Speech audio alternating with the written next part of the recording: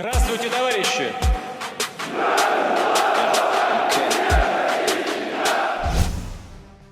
Sejak Rusia menginvasi Ukraina pada 24 Februari lalu, rumor seputar kesehatan Presiden Rusia, Vladimir Putin yang disebut memburuk juga heboh dibicarakan. Tak sedikit sumber yang menyebutkan jika Putin dalam kondisi sekarat. Ada sumber yang menyebut jika pemimpin Rusia modern itu menderita kanker kronis dengan harapan hidup hanya beberapa bulan lagi. Tapi faktanya dalam berbagai publikasi terbaru, rumor itu sepertinya bertolak belakang dengan kondisi penguasa Kremlin tersebut. Apalagi citra yang kadung melekat pada pemimpin 69 tahun itu adalah seorang pria perkasa, doyan berburu dan menyukai berbagai kegiatan outdoor yang memicu adrenalin. Walau begitu, tak ada yang abadi, tidak terkecuali Putin yang suatu saat akan tutup usia. Lalu kira-kira apa yang terjadi jika hari itu tiba? Berikut sejumlah skenario yang disebut-sebut bakal terjadi pada sang presiden pada konten sejumlah skenario akhir hidup Putin versi agen barat.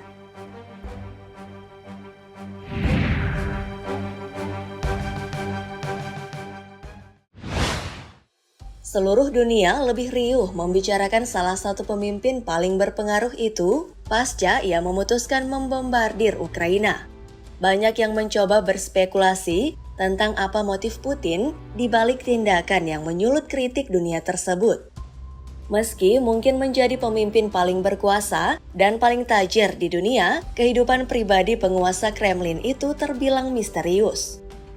Mantan spionase KGB ini bahkan tak membiarkan siapapun untuk mengorek kehidupan pribadinya, ambisinya bahkan untuk sekedar menebak ekspresi wajahnya. Tak heran ia bisa disebut sebagai pemimpin paling dingin sejagat raya. Meski begitu, fakta itu rupanya tak membuat CIA dan spionase dari dunia barat tak kekurangan informasi tentang sosok Putin. Entahlah apakah gambaran itu benar adanya atau hanya framing yang mereka ciptakan. Tak hanya soal profil dan latar Putin, agen mata-mata ini juga membeberkan temuan terkait rencana serangan militer serta berbagai strategi yang direncanakan oleh lembaga tinggi Rusia. Rencana itu adalah sebuah kudeta yang didalangi oleh seorang jenderal.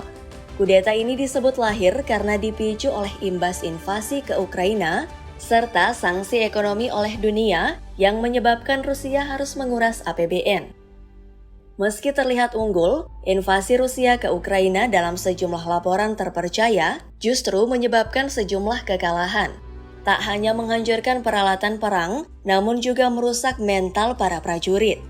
Kondisi itu disebut membuat Putin tinggal menunggu waktu saja akan segera menghadapi pemberontakan rakyat yang mau tak mau akan melemahkan kekuasaannya.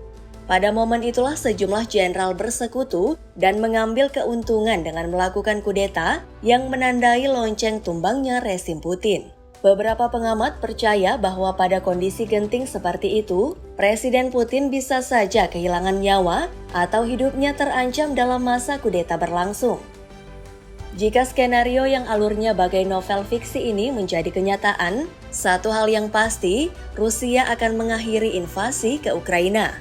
Sesaat setelah perang reda, Jenderal sang dalang kudeta akan muncul di hadapan publik dan meminta penarikan pasukan Rusia dan penghentian segala konflik. Sang dalang dengan kejam akan mengorbankan bawahannya untuk diadili sebagai penjahat perang di pengadilan pidana internasional.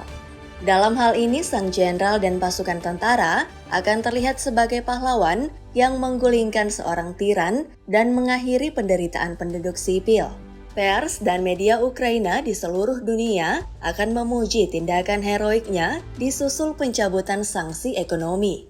Jika ini terjadi, maka penguasa baru yang berkuasa akan mencetak buku sejarah dengan profil Putin sebagai penjahat terburuk perang sepanjang masa di bawah bayang-bayang Adolf Hitler.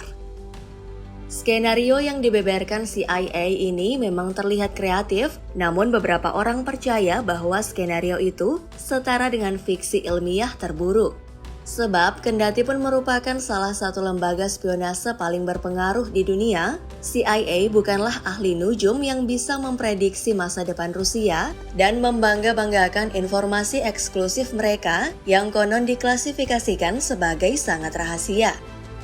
Amerika Serikat dan sekutu Eropa harus diakui memiliki peralatan teknologi mutakhir untuk kegiatan spionase dengan deretan satelit Amerika yang tersebar seantero angkasa, termasuk pesawat semi-futuristik yang dimiliki Uni Eropa. Pesawat ini memiliki kualifikasi dapat terbang dalam senyap dan mampu mengintai wilayah dalam cakupan luas. Tetapi bukan hanya Amerika dan sekutu saja yang unggul, Rusia juga tak kalah dalam hal spionase. Sudah jadi rahasia umum jika Rusia memiliki sistem satelit dan radar yang canggih serta kecekatan intel KGB. Di masa Perang Dingin, ada sebuah kamp pelatihan yang melatih para agen KGB agar bisa bergaya hidup ala orang Amerika dengan misi dikirim dan menetap menjadi warga negeri Paman Sam.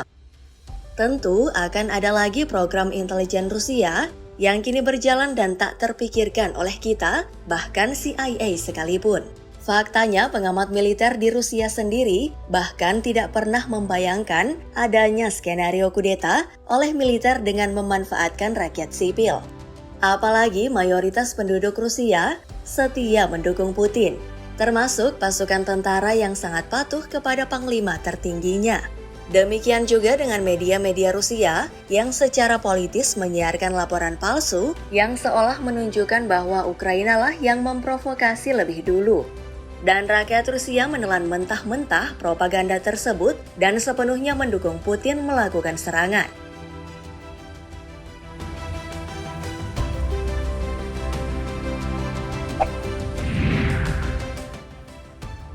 Setelah skenario kudeta tadi, berikutnya adalah rumor tentang tumor yang diidap Putin. Desas-desus ini makin berhembus kencang dalam beberapa waktu belakangan. Disebutkan jika kesehatan Vladimir Putin dalam kondisi sekarat. Media silih berganti menyebut berbagai penyakit yang menggerogoti sang presiden, dari kanker usus, kanker tiroid, hingga Parkinson. Asumsi Parkinson tidak lepas dari sejumlah foto dan video Putin yang terlihat dengan wajah bengkak atau postur tubuh yang tidak fit yang lagi-lagi tidak terbukti. Jika sakit fisik tak terbukti, pemimpin Kremlin ini mungkin tak akan lolos dari penyakit mental yang cenderung memenuhi syarat sebagai pengidap sosiopat autistik. Dengan begitu, media nantinya akan membebaskannya dari label penjahat perang, sekalipun telah berkonflik dengan negara-negara tetangganya. Di sisa umurnya, ia kelak mungkin akan dikenang sebagai sang penakluk yang kembali mengglorifikasi kemuliaan dan prestis yang hilang dari bekas kekuatan Uni Soviet itu.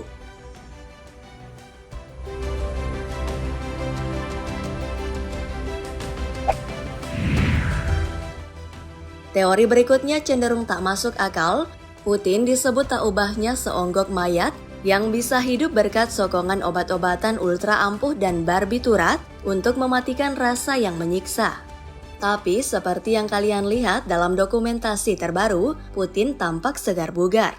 Apakah desas-desus ini dimunculkan oleh negara-negara lain yang mengutuk kebijakan Putin namun tak bisa berbuat banyak sebab mereka masih bergantung pada minyak dan gas Rusia?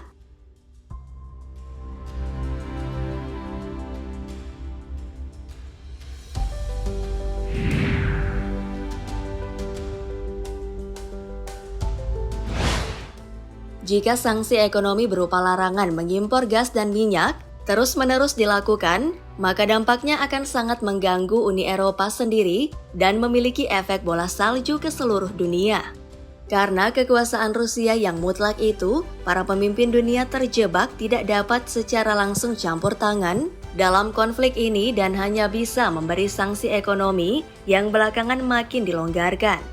Dan di saat bersamaan, diam-diam berharap ada skenario tadi yang benar-benar terrealisasi yang berujung pada kematian Putin. Sebab dengan kepergiannya, maka seluruh sistemnya akan runtuh. Guys, waktunya untuk tulis opinimu ya tentang berbagai skenario tadi di bawah sana. Thanks and bye-bye!